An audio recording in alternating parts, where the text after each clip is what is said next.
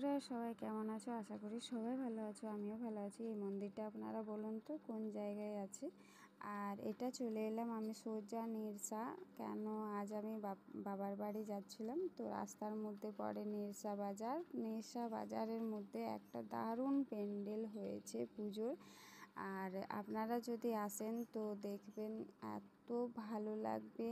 এসে পরে মনে হবে না যে আমরা খারাপ কিছু করেছি। মানে অনেক সুন্দর প্যান্ডেল, আমি তো দেখে পাগল হয়ে গেছিলাম। মানে যা দৃশ্য দেখলাম চোখে, মানে বিশ্বাসই হচ্ছিল না, মনে হচ্ছিল আমি স্বর্গতে চলে এলাম। দুপাশে কি সুন্দর জলের ধারা দেওয়া হয়েছে, মাঝখানে ভোলে বাবার কাছ থেকে জল বেরোচ্ছে। মনে হচ্ছিল দুপাশে আমাদের সাইডে সাইডে নদী আছে, আর আমরা মাঝে মাঝে পার করছি নৌকার মধ্যে।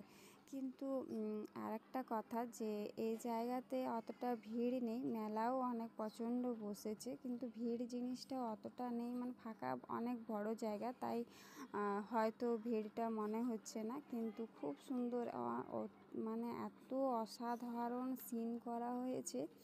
আর যারা যারা আসানসোল যাননি প্যান্ডেল দেখতে, মেলা দেখতে, তারা কিন্তু এখানে এলেই মন ভরে যাবে। যেমন আমাদের এইবারে আসানসোল যাওয়া হয়নি কিউট দুর্গা দেখার জন্য, কিন্তু এখানে এসে আমার ওই আশা স্বপ্ন পূর্ণ হয়ে গেল। এখানে সেম কিউট দুর্গা বানানো হয়েছে, আর ভিতরের মধ্যে এত সুন্দর একটা দৃশ্য করা হয়েছে যে আপনারা দেখে পড়েন বলবেন যে অনেক সুন্দর আছে। আরতি হচ্ছে ওখানে মায়ের, অনেক সুন্দর।